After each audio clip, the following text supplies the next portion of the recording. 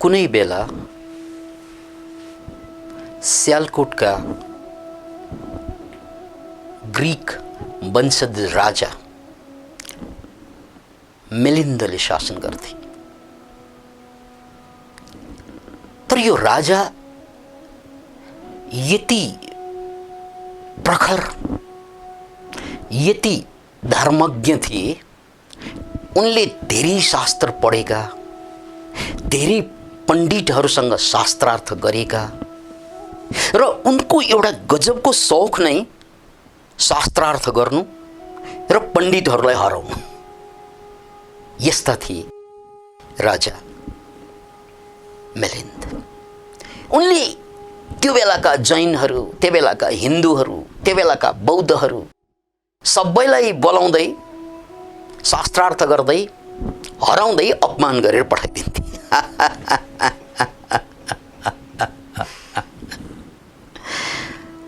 र यो प्रक्रिया चलिरहेकै बेला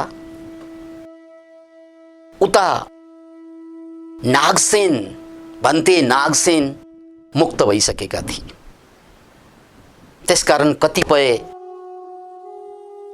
अरू मुक्तात्माहरूले रिक्वेस्ट गरेका थिए हिमालयका सेरोफेरकाहरूले कि यो राजा मिलिन्दलाई पराजित गर्नु पर्यो, किनकि उनले सबै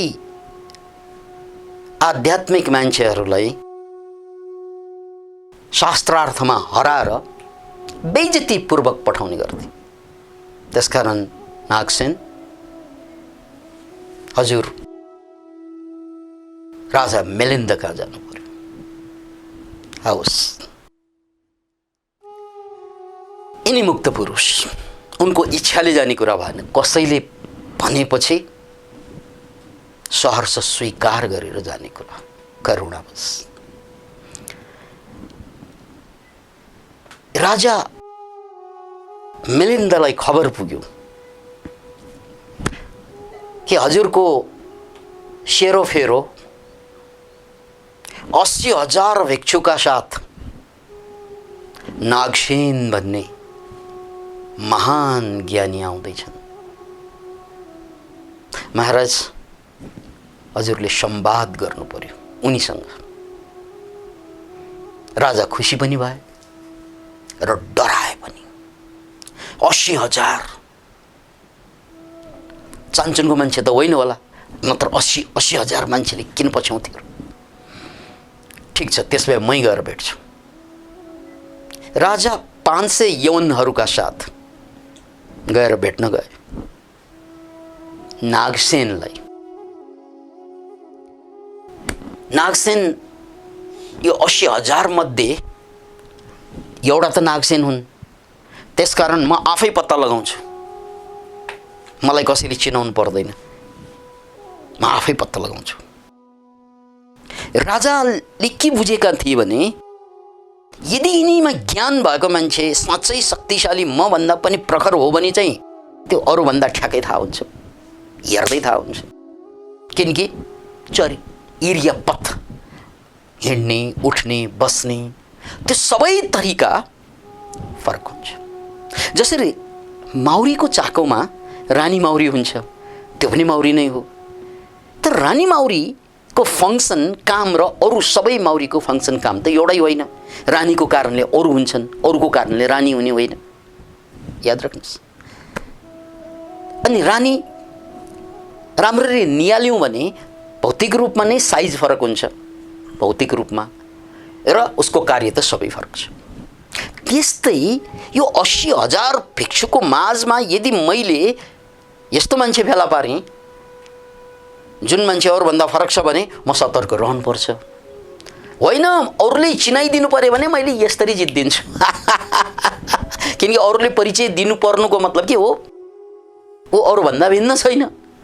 त्यसकारण राजा बडो सतर्कताका साथ, किनकि उनी बुद्धिमान मान्छे थिए, खोज्दै गए, खोज्दै गए, खोज्दै गए। एउटा मान्छेमा गएर अन्ततः आँखा ठोके, झल्यास भए उनको इर्यापत।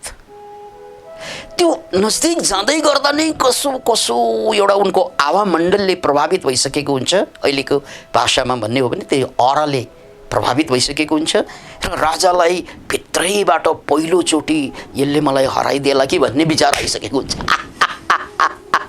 किनकि उनको एरिया पथ फरक छ। यो शब्दलाई याद राख्नुहोस्, कोही मान्छे जब ज्ञानको प्राप्त हुन्छ उसले हात हल्लाउने तरिका, बोल्ने तरिका, बाँच्ने तरिका सबै कुरामा फरक आइसकेको हुन्छ। त्यो फरक अरूलाई प्रष्टै रूपमा देखिसकेको हुन्छ, अरूले देखिरहेको हुन्छ। जसले खोजेको हुन्छ उसले त देखेकै हुन्छ, उसले त बुझेकै हुन्छ। राजाले बुझिसके, त्यसकारण अनि भित्रबाट डराए पनि तैपनि शास्त्रार्थ गर्ने भनेर आएको। ठिकै छ, हारेँ भने पनि एउटा महान गुरुलाई भेटाएँ भनेर बुझ्ने हो मैले। जितेँ भने त मैले जित्दै आएको कुरा हो, म जितिहाल्छु। Very interesting. राजा मेलिनेन्डरले नागसेनलाई ठम्याइसकेपछि हात जोडेर भन्थे, हजुरको नाम के हो? नाम त चाहियो, किनकि नाम सोध। नागसेन भन्ने नाम त थाहा थियो, तर यही मान्छे नागसेन भन्ने त अझै यकिन त गर्नु पर्यो। हजुरको नाम के हो? नागसेनले राजालाई तलदेखि माथिसम्म, माथिदेखि तलसम्म निहाले र भने, महाराज, त्यसो त नागसेन भन्ने कोही पनि छैन। त्यसो त नागसेन भन्ने कोही पनि हुँदैन, तर काम चलाउनको लागि यो शरीरलाई पनि नागसेन भन्ने गरिन्छ। काम चलाउनको लागि बोलाउनु पर्यो, चिन्नु पर्यो, त्यसको लागि यो शरीरलाई पनि, यो मान्छेलाई पनि नागसेन भन्ने त गरिन्छ, तर नागसेन भन्ने कुनै त्यस्तो अस्तित्व छैन महाराज भने। अब राजा त तार्किक मान्छे, अनि राजा बडो चनाखो भएर खुसी भएर भने, यवनहरू, भिक्षुहरू सुन्नु भन्थे, नागसेनले के भन्दैछन् भने नागसेन भन्ने कोही अस्तित्वै छैन। यो काम चलाउको लागि मात्रै भने, यदि कामै चलाउको लागि मात्रै हो, अस्तित्वै छैन भने त भन्थे नागसेन, तपाईँले पाप गर्नुभयो भने त्यसको भागी को हुने? तपाईँले नचाहिने काम गर्नुभयो भने अब नागसेनै छैन भनेर त बच्ने भयो, कर्म कहाँ, फल कसले भोग्ने हो? अब धर्मशास्त्रमा, बौद्धमा होस् या हिन्दू धर्ममा होस्, कर्मको फल त भोग्नुपर्छ। राम्रो गरे राम्रो फल, नराम्रो गरे नराम्रो फल। अब नागसेनै छैन भनेपछि राम्रो गरे पनि भोग्ने कसले, खराब गरे पनि भोग्ने कसले? हे यवनहरू हो, हे भिक्षुहरू हो भन्थे, नागसेन छैन रे, अब कर्मफल कसले भोग्ने? त्यसपछि नागसेनले त पहिल्यै बुझिसकेको हुन्छ। याद राख्नुहोस्, किनकि मुक्त पुरुषमा एउटा गुण हुन्छ, परचित्त ज्ञान। अरूको मान्छेभित्र चलिरहेको चित्तको अवस्था, दशा ठ्याक्कै पत्ता लगाउने त्यो पावर हुन्छ।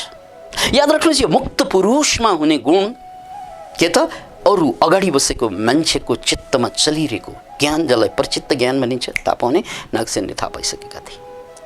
त्यसकारण नागसेनले जिउ तन्काएर, आङ तन्काएर खुसी साथ भने, महाराज हजुर केमा आउनुभयो? सोधे, केमा आउनुभयो?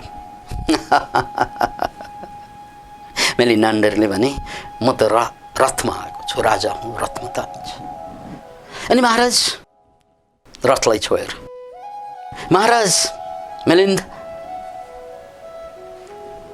यो धुरी जुन छ नि, रथको धुरी, यो रथ हो महाराज? होइन भन्थे, त्यो धुरी हो, पाङ्ग्रालाई छुन्छ। महाराज यो पाङ्ग्रा रथ हो? होइन। अनि त्यहाँ घोडा हुन्छ, घोडालाई छुन्छ। महाराज यो रथ हो? होइन, यो घोडा हो। त्यसरी एक एक अवयवहरू, एक एक अङ्गहरू हुन्छन् रथको, छुँदै जान्छ, यो रथ हो, यो रथ हो, यो रथ होइन, यो फलाना चिज हो, होइन यो धिस्काना चिज हो, चिजै चिज भन्दै जान्छ। त्यसपछि महाराजलाई बडा गम्भीरताका साथ हेरेर भन्छन्, महाराज तपाईँले भर्खर भन्नुभयो रथमा चढेर आउनु भएको, अब रथ देखाउन सक्नु भएन तपाईँले। न धुरी रथ हो, न घोडा रथ हो, न चक्र रथ हो, न त्यसको सिट रथ हो। खोइ त महाराज, हे यवनहरू हो, हे भिक्षुहरू हो, सुन्नु, यो महाराज केदेखि डराएर अघि चाहिँ झुटो बोल्नु भएको, रथमा चढेर गई रथ नभएको कुरा गर्छन्। त्यसपछि राजा पूर्णतया कन्भिन्स हुन्छ, जीवनमा पहिलोचोटि मैले ज्ञानीलाई भेटेको छु। अब उत्साही हुन्छ, अब यसबाट सिक्नुपर्छ। अघिसम्म हराउन आतुर थियो मन, अब हराउनु त कुरै आएन।